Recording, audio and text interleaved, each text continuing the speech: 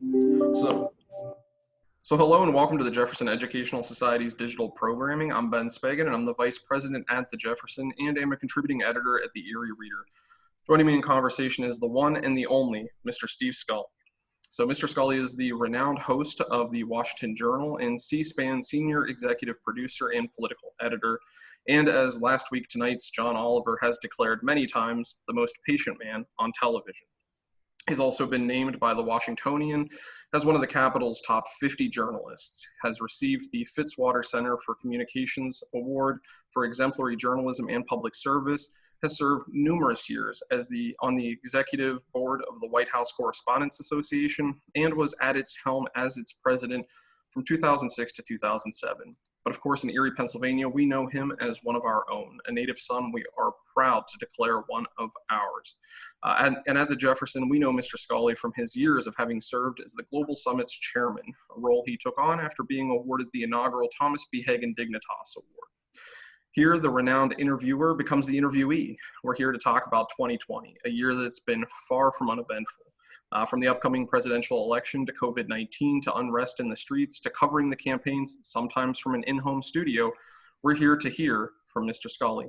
Since this program is first airing live on the Jefferson's Facebook page, we'll work our way through as many questions from you, the viewers, as we can as we host this event. If you do have a question, just leave it in the comments section below, and we're going to do our best to get through as many as we can. If you happen to be watching this at a later broadcast, at a later date, please do feel free to still send us questions, and we're going to do our best to get them along to Mr. Scully. And of course, for more information about upcoming Jefferson Educational Society programs and publications, please visit our website at jeserie.org, and be sure to like us on Facebook, follow us on Twitter and Instagram, and subscribe to our YouTube channel. Mr. Scully, thanks for joining me for this discussion. What an introduction, Ben. Thank you so much. I've got the flagship Niagara behind me.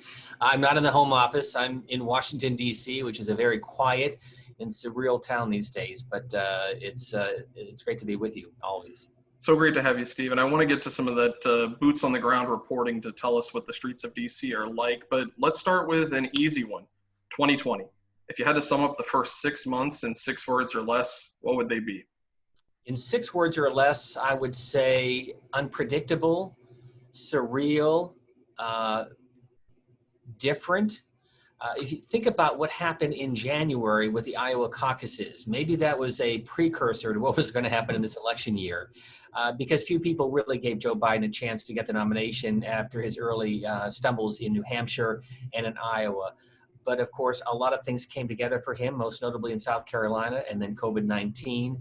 And now what we have is an election between two men in their 70s, and it's either a choice election or a referendum election, and polling right now giving the advantage to the Democrats, but we're still 4 months before the election. As we learned from 2016, polls can be wrong. Right, and a lot can happen in 4 months. Here we're just looking at several months since the major outbreak of the pandemic, and I want to get to that. A lot has happened, but something happened today, Steve, July 9th, and I'd love to get your insight on that. Reading the lead from the New York Times piece, the Supreme Court on Thursday cleared the way for prosecutors in New York to see President Trump's financial records in a stunning defeat, the New York Times calls it, for Mr. Trump, and a major statement on the scope and limits of the presidential power. That's according to Adam Liptak for the New York Times. This was a 7-2 vote with Chief Justice John Roberts writing for the majority. Simply put, Steve, what does this mean for the president? Well, there's a couple of things at play, so give me a minute or two and try to peel back the politics behind all of this. First, let's talk about the court itself. You have the Chief Justice. If you think about it, the last two presidents, Republican presidents, appointed 4 of the members of the Supreme Court, and they did not win the popular vote. Of course, George W. Bush and Donald Trump. And so you have the Chief Justice, who is very careful to make sure that the court is not viewed as too partisan. So as we saw in the ruling with gays in the workplace, and the ruling today that both Gorsuch and Kavanaugh siding with the liberals, they were significant decisions. What it means is that we're not going to turn politics into this, so the House and the Senate, or the House in this case, won't have a chance to look at those documents, but because there is a case going on by the Manhattan DA, they can then look at the president's financial records. What it means is that they're going to punt this. We probably won't see those records before the election. So that part is a victory for Donald Trump, but it's a bigger victory for the Democrats that have been forcing this issue on the president, and just another obstacle for him as he tries to climb ahead in these polls with a 38% approval rating. So you have the court and the Chief Justice trying to preserve their neutrality and not be viewed as too partisan. So the 5-4 decisions in which he has sided in previous cases this past week or two with the liberals. And you have Nancy Pelosi today saying no person is above the law, including the president. The White House saying that this is a win, at least to the press secretary, but a very angry Donald Trump viewing New York as, quote, a hellhole, and saying this is yet another witch hunt. We will not see the documents, I don't think, until after the election, if at all. It just means more litigation, but it certainly puts more pressure on the president to release those documents. If there's nothing to hide, then why is he withholding that information? I was going to say, Steve, you acknowledged it so well that in ways in which the White House is claiming this is a victory for Donald Trump because they put this off. But if you turn to his Twitter account, it doesn't look like he sees it as a victory. No, he's angry. And I think he's angry, and I think he feels disappointed that his two appointees sided with the majority in what was a 7-2 ruling. I mean, they were his judges, you know, the Roy Cohn, he's my attorney. But I think that you know, we have 3 branches of government. We learned that from Schoolhouse Rock.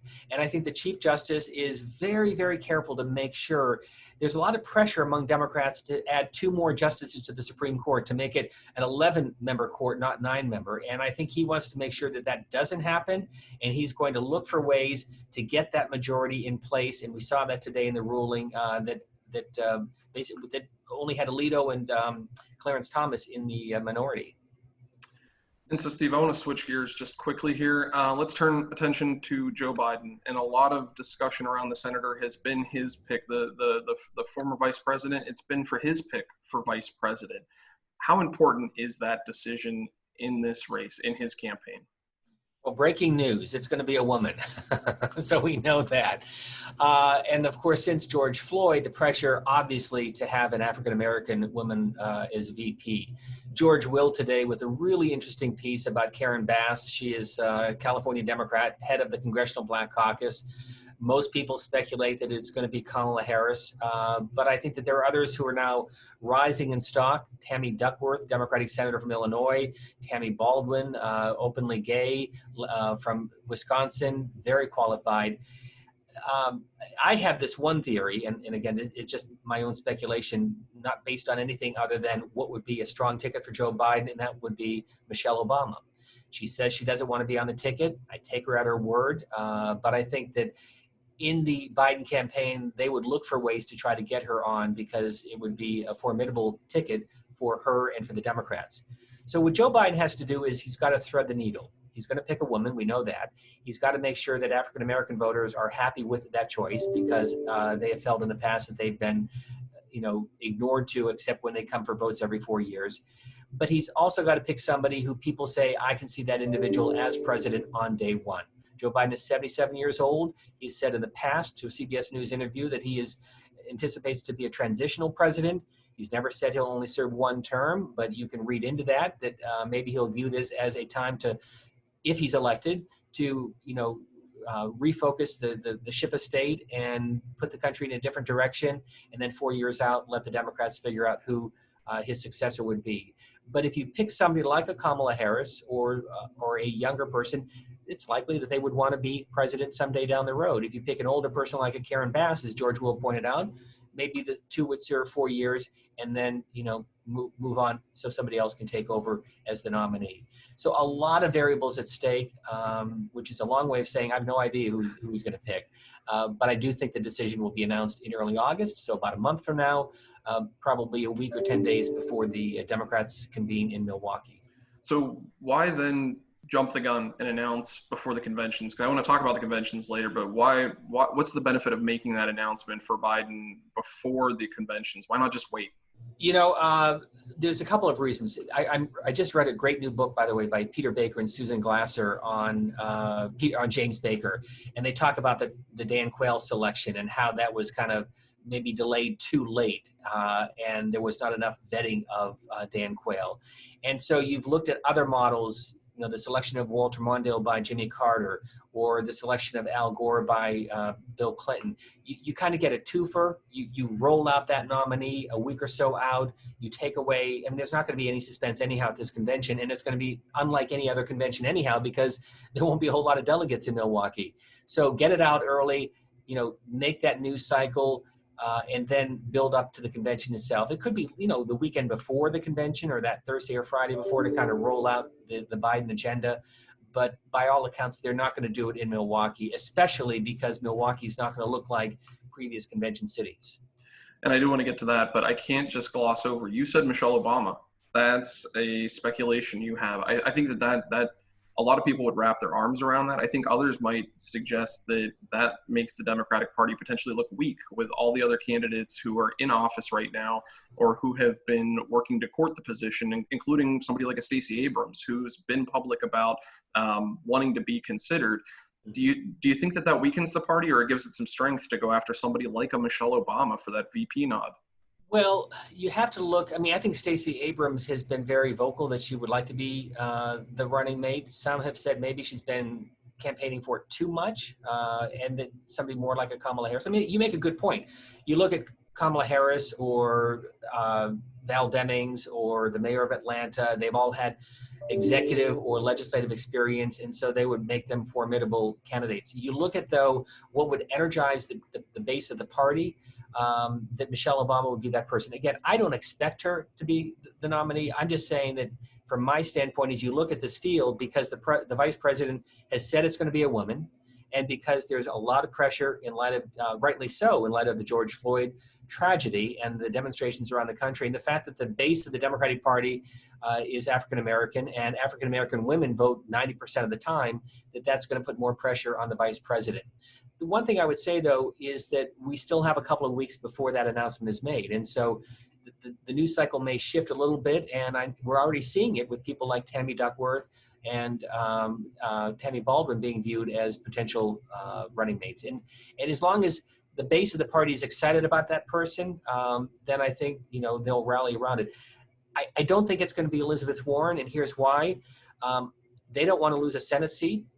Governor Baker is a Republican in Massachusetts, and, they hope to get the Senate back, the Democrats. But regardless, if they win, they don't want to add another Republican to the Senate. So I think that kind of nixes her chances of being on the ticket. But again, nobody really knows. This is all speculation right now. Right, and we've seen potential candidates even withdraw, like an Amy Klobuchar, Senator Right. Klobuchar say, I don't want to be considered. And we still see the rise of newer names, like perhaps on a national scale, perhaps like DC's own mayor, Muriel Bowser.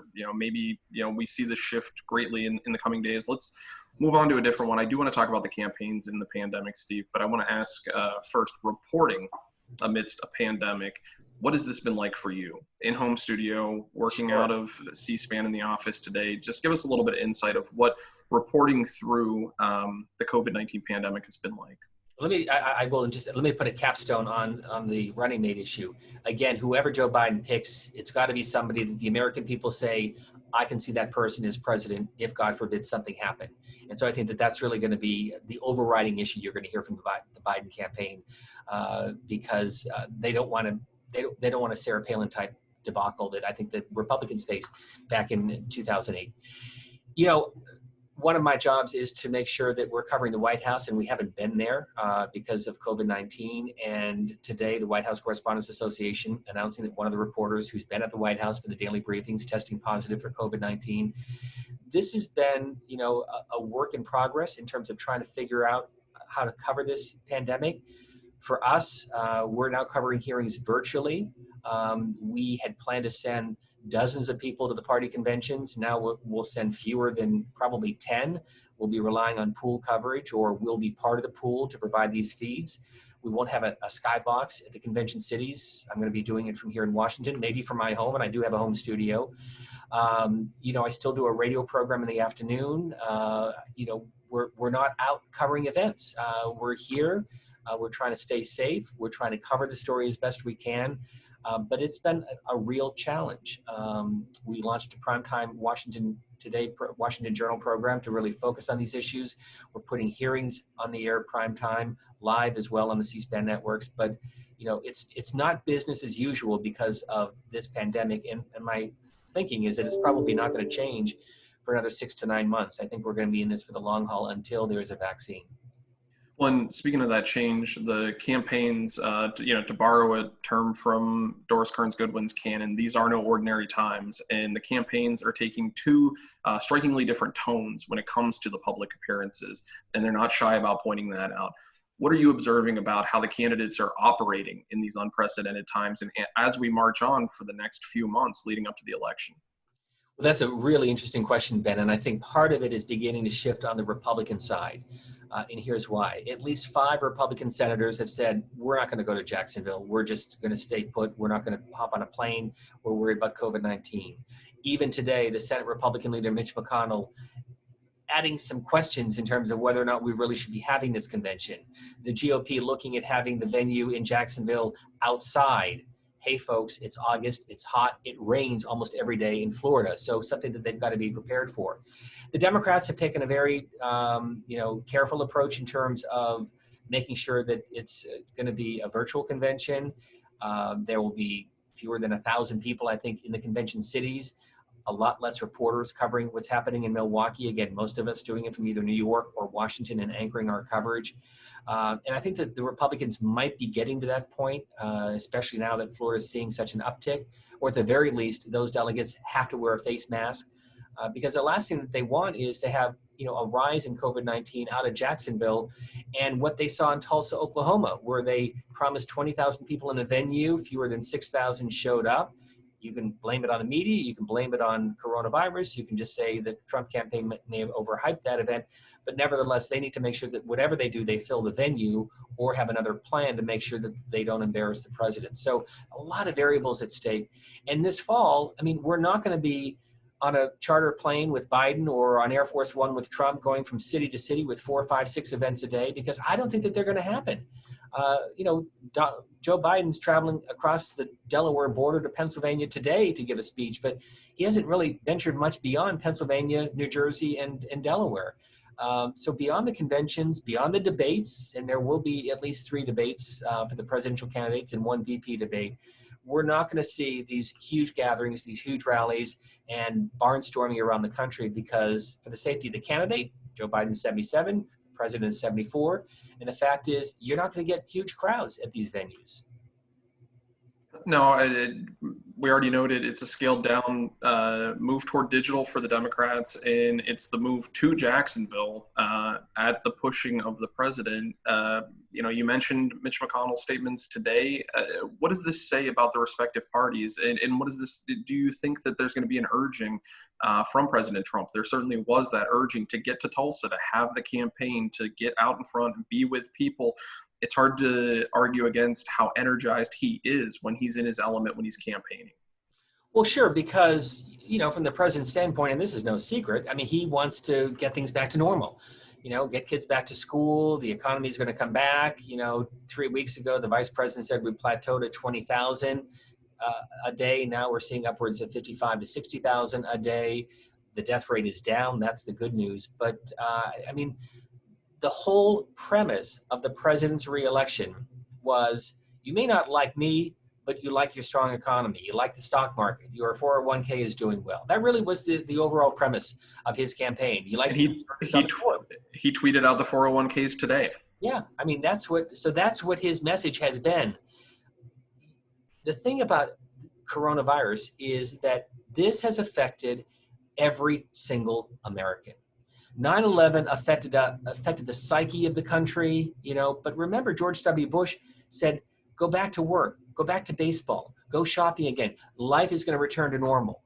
Life has not been normal for most Americans over the last 4 months, and it's not going to stay normal until they have a vaccine. And so for the president, he's trying to clearly give the appearance that, we're moving ahead, we're fighting this battle, and life is going to get back to normal. But as we continue to see what's happening in Texas and Florida and California, that's not going to happen. And so I think it's going to be what the president is saying and the reality of what we're seeing on the ground in Erie and in Washington, D.C. and in Houston and elsewhere. Well, I want to get to Erie in a bit, but speaking of Washington, D.C., I mentioned her already. Mayor Muriel Bowser had a portion of Lafayette Square near President's Park, near the White House, renamed Black Lives Matter Plaza, with D.C. Public Works Department painting Black Lives Matter in 35-foot tall capital letters along with a D.C. flag. The same street where we saw President Trump head to St. John's Church for the photo op. Can you give us some boots on the ground reporting, Steve, what the tenor in D.C. has been like? You know, it's sad. I was by the White House today, and they have cement barricades across Lafayette Park and St. John's Church, and then huge metal fences that line the entire perimeter of the White House. And so you cannot even get inside the perimeter of Lafayette Park. And it's going to stay that way for a while. I mean, I'm at 400 North Capitol until about a week and a half ago. The building here was completely boarded up. There's still a lot of buildings that are boarded up. The hotels have been shut down. Banks have been boarded up. So it almost feels like a war zone. It's getting a little bit better, but the one good thing is my commute is easy because nobody is in Washington, D.C. They're all working from home. And it's changed the tenor of this town. The bars and restaurants are pretty much shut down in the city right now. They're expected to reopen at some point. There are a few carry-out places to get something to eat, but beyond that, it's a very different town. And I'm sure New York is the same, and you're probably seeing that in Erie as well. I think we're seeing that all throughout the country, and I want to get to Erie, but one more thing on D.C. Is this the year 2020? Is this the year that D.C. gets its statehood? That's up for bids again. No, it won't happen this year, especially with the Republicans in the U.S. Senate. But it could happen next year. It depends. 538, and again, I'm not saying this is going to happen.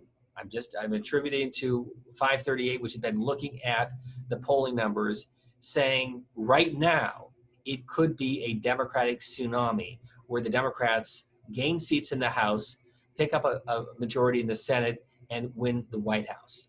I'm always cautious about that, especially because it's a very different campaign, and Joe Biden has been known for his gaffes and his fumbles, and so a lot can happen over the next 4 months.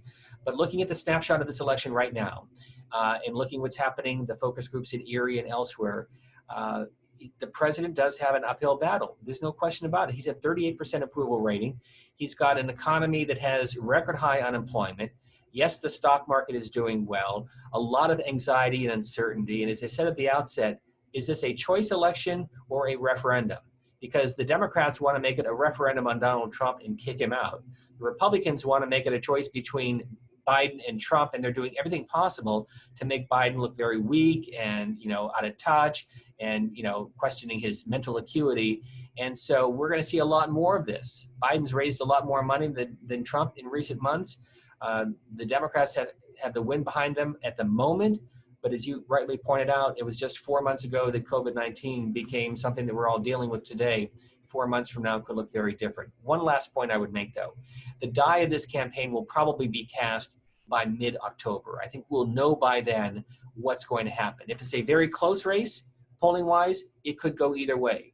Trump could win the Electoral College and lose the popular vote. But if these numbers continue to hold, then you're going to see a lot of Republicans, as we saw in 1992 with George Bush failing, trying to save their own hides and try to get their own reelection and not worry about the president. So a lot at stake and a lot of variables between now and then. Steve, you mentioned Erie, and so I want to turn there and ask you about that, because we know that Erie County played a critical role in the 2016 election. While the city still largely voted Democrat, higher Republican turnout through other municipalities paved the way for the county to flip red for the first time since President Reagan's 1984 re-election bid. Erie turned Pennsylvania from its 32-year blue streak to a red state. And PA remains that battleground state. What role do you see Erie playing, and can we talk about the focus groups after that? Well, for me, on election night, or actually early election morning at about 1 a.m., I was keeping track of a couple of different counties, Macomb County in Detroit, Erie County, because I know Erie County, of course.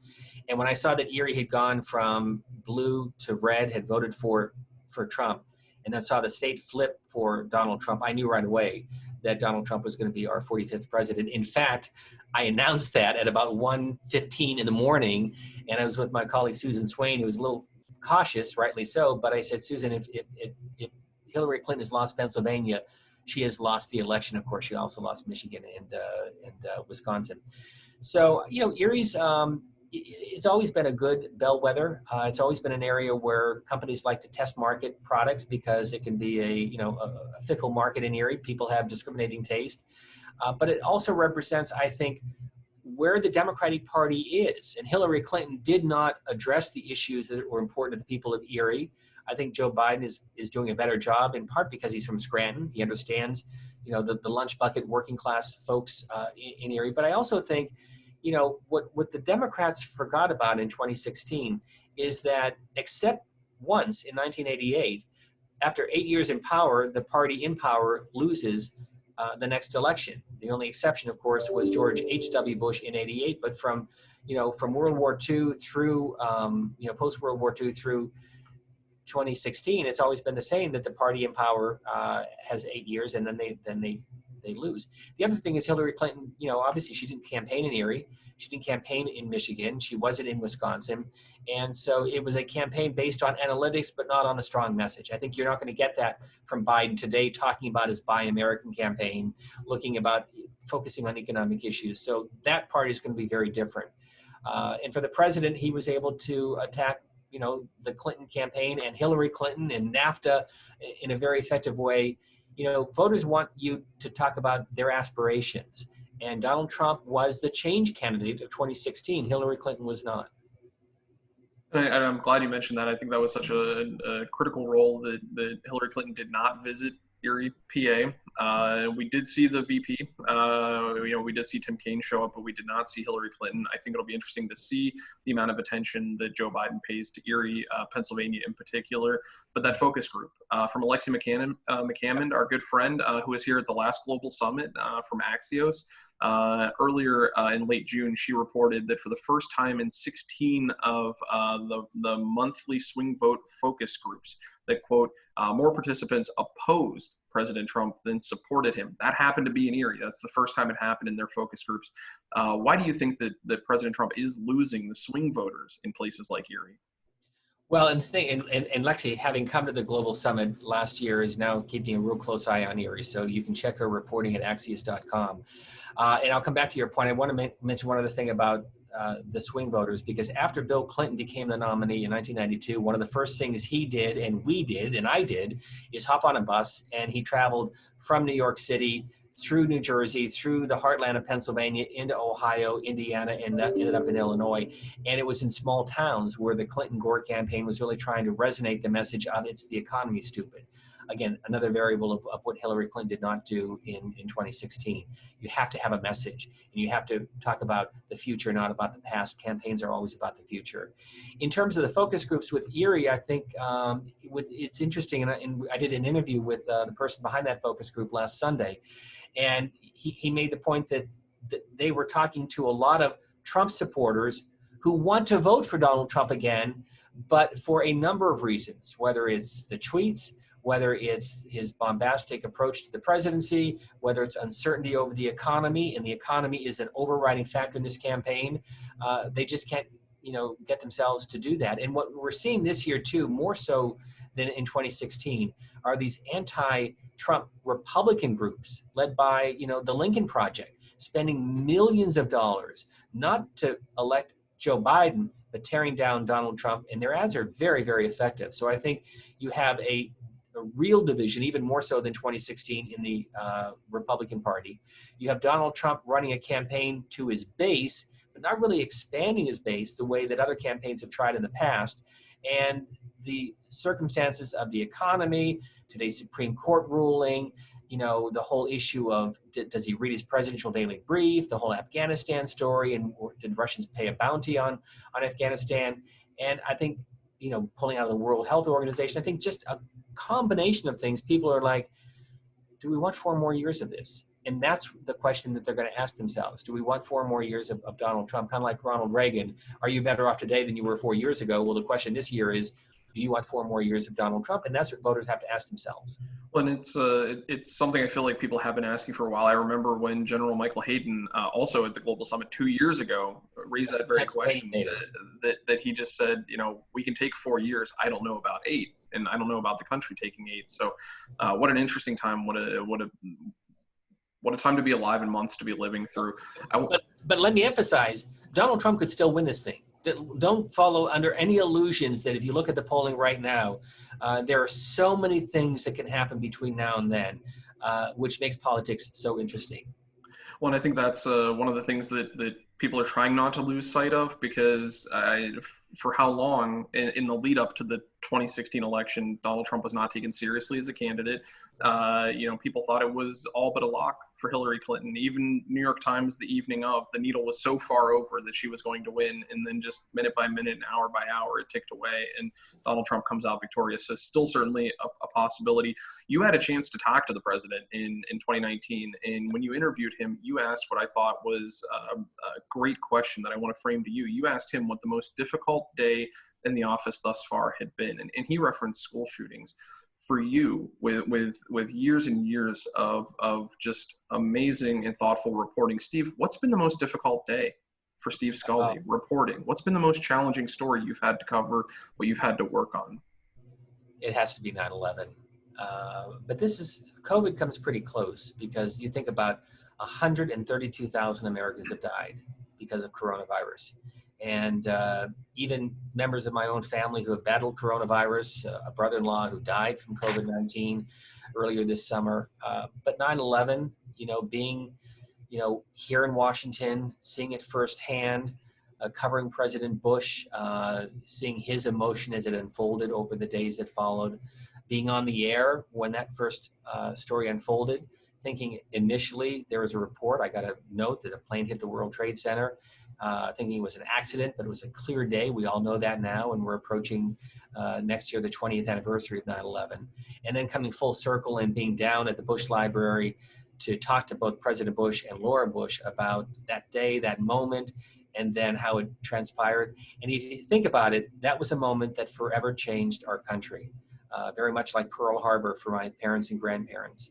So that was a hard one, but this has been quite a year so far, and it's only July. I was going to say, it's only July 9th. Just think about that. We began with the politics and the debacle of the Iowa caucuses. Then we have the impeachment of President Trump. Then we have COVID-19 and an economic fallout, and then Black Lives Matter. And we're not even into the second week of July. So we're waiting for the second act of 2020. We'll see what bears out. Audience question I received in advance, Steve, that I've got to ask you. This person is wondering, for a man who's interviewed so many people that many of us will never have the chance to meet, who's the one person that you haven't had a chance to interview yet that you'd very much like to have a one-on-one with? Pope Francis. I think he would be a fascinating interview on so many different levels. And if he were alive today, certainly Pope John Paul II, who was a transformational figure. But I think hands down Pope Francis would be somebody that, if you could get him to speak candidly, I think he's a transitional, I think he's a transformational leader in the Catholic Church, not transitional, transformational, and also in global politics.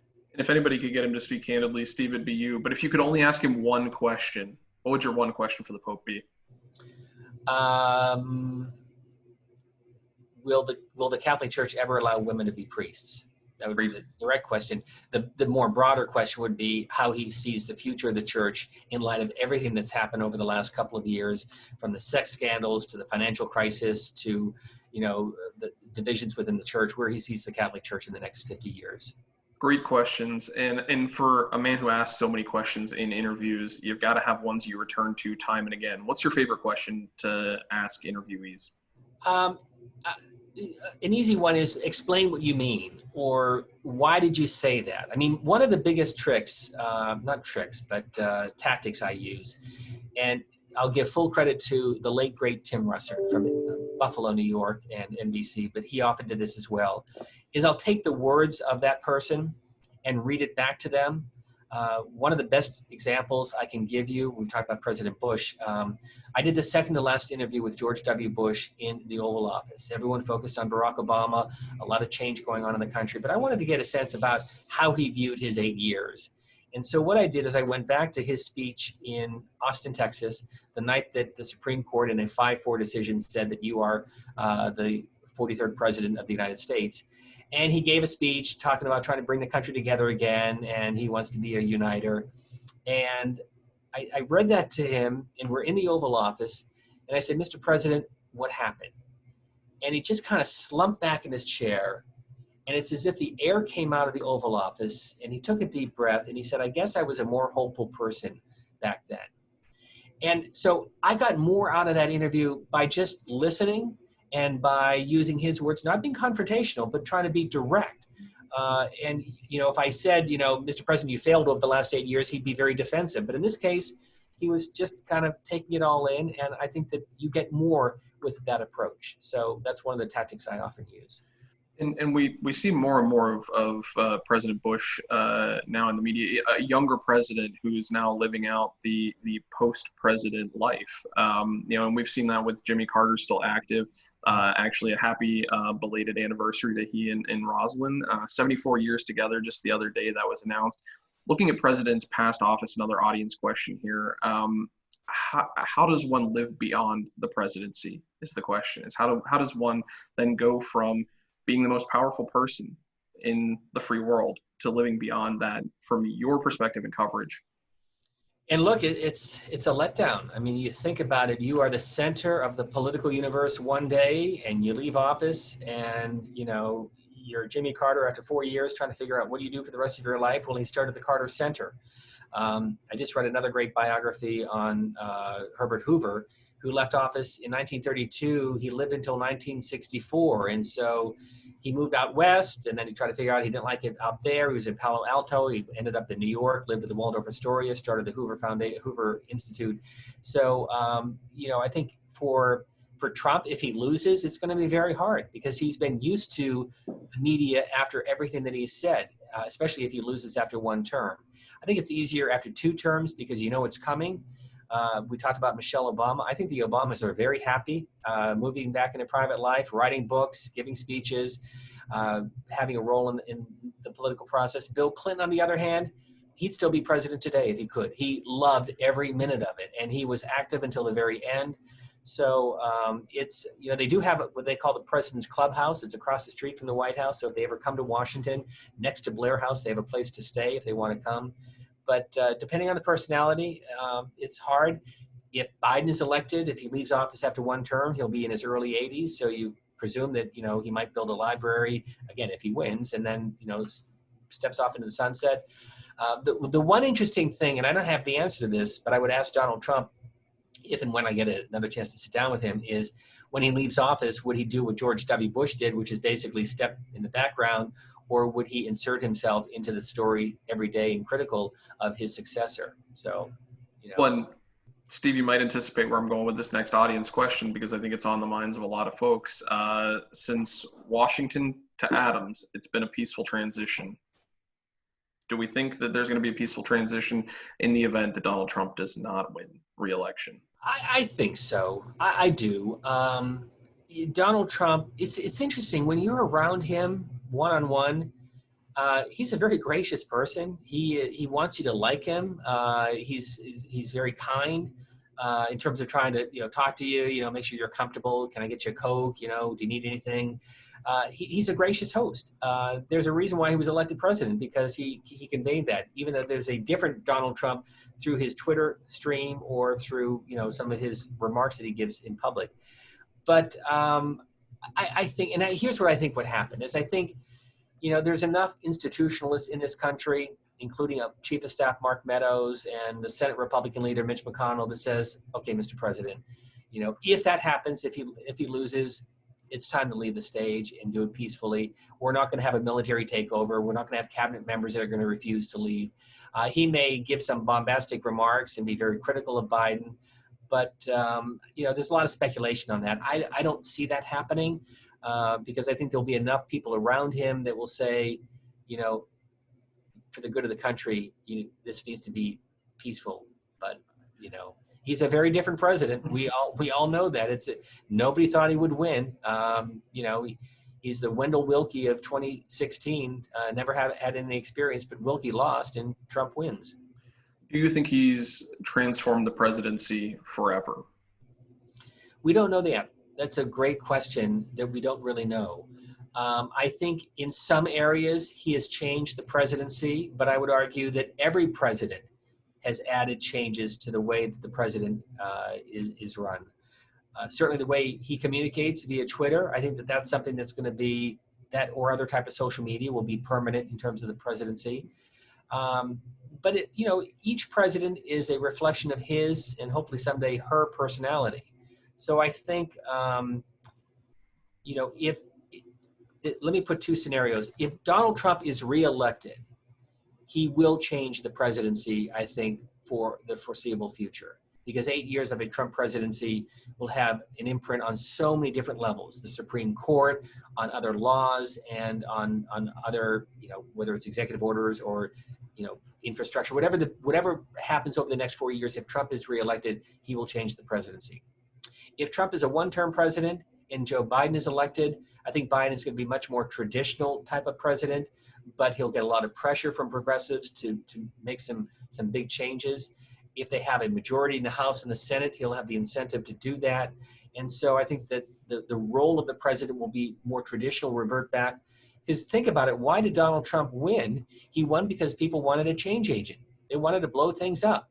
Republicans were fed up with the institutionalists of Mitt Romney and John McCain and disappointed in George W. Bush. So that really paved the way for the Trump nomination and the Trump presidency, running against a very, institutionalist who was initially viewed as, the change agent of Hillary Clinton when her husband ran and won, but then she was viewed as part of the establishment. So the question will be answered as we move beyond the Trump presidency, whether it's next year or in 5 years from now. So, Steve, another question from the audience. They might be remembering that you were actually a backup moderator for one of the 2016 presidential debates. I was. What can we do to lobby to ensure that you are the moderator for one of the debates this year? How can your friends in Erie, Pennsylvania help you? What do we need to do? I don't know who they're going to select. So it was an honor to be the backup moderator. I never had any illusions that they were going to have me moderate.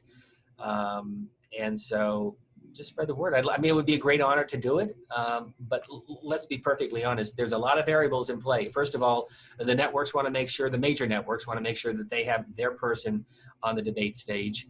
Also, the Trump campaign has been made very clear that they want to have the ability to say yes or no to some of those people. And you can imagine some who have been very critical of the president, most notably on CNN or MSNBC, probably would make it as moderators. But here's the one thing I would say about the job of the moderator. It's like the umpire at a baseball game. Nobody comes to watch the umpire. So nobody really cares about the moderator. I think a successful moderator is somebody who asks very short, direct questions and lets the candidates answer the question. The moderator cannot be the fact checker. We saw that with Candy Crowley back in 2012. Let the candidates fact check each other unless it's something egregious. But really the job of the moderator is to step back and let the candidates go at it. So whoever they select, I think that would be the advice I'd give to those people. Well, I know your good friends in Erie, Pennsylvania are going to be lobbying for you however we can to get that word out. Steve, you've been so gracious with your time. Just one final question. Sure. As we are, as a nation, looking toward the presidential election with just several months to go, what, in your opinion, is the one thing that we as a nation are not talking enough about that we should when it comes to the 2020 presidential election? And I think this is inherent in who we are as a country. We're not thinking long-term. We're thinking 6 months down the road, do we have a vaccine for coronavirus? There are some really big looming issues that are facing the country. Climate change is a big generational issue that will affect our children and grandchildren. Infrastructure is a very big factor. The threat we're facing from China right now on so many different variables, the fact that Putin's probably going to stay in power till 2036. we need to think about those big issues, those long-term issues, to figure out what our role is in this country, in this world. And I think we're not doing that. We need to do more of that. I mean, one of the jobs we have here at C-SPAN is to put those issues out there and let the American people have a platform to learn about these topics, whether history or future issues. But, you know, we're spending so much time, we get so caught up in the news cycle. I mean, today we're talking about the president's taxes and Stormy Daniels and Karen McDougal and all of that. I understand that's part of what we're dealing with. But I think at some point, the American people have to ask a very simple question. What kind of country do we want to leave our kids? Where is America's role in the world? And who do we want to lead that role? Because, you know, we're all in this together, and there's a lot of division in this country, and I would love to see if we can come together on some of the big issues. It's very difficult. We're very partisan, and I get that, and I get it all the time on morning programs, the Democrat line, the Republican line. But at some point, you think that it would be great to have the ability to try to come together on some of these big issues, as difficult as they are. And the last thing I would leave you with is the tragedy of George Floyd, because one of the bright spots is that it's really shed a light on some of the disparities in our country. And I think that that's a good thing. That's a lasting legacy of a very horrible situation, and maybe use that as a springboard for more change in the future. So that's me on my soapbox saying, let's work on this together.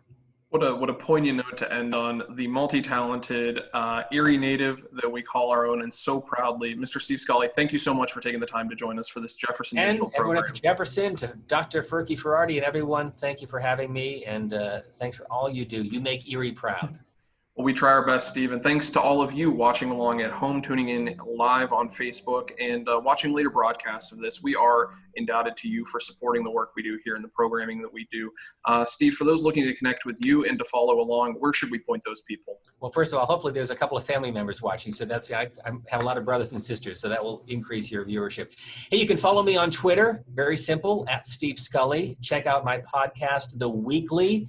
In fact, this week we take a look at the situation in Hong Kong, but each week we go beyond the headlines with an in-depth conversation with leading newsmakers and experts. You can follow our coverage on our website at cspan.org, and follow me on Facebook at Steve Scully.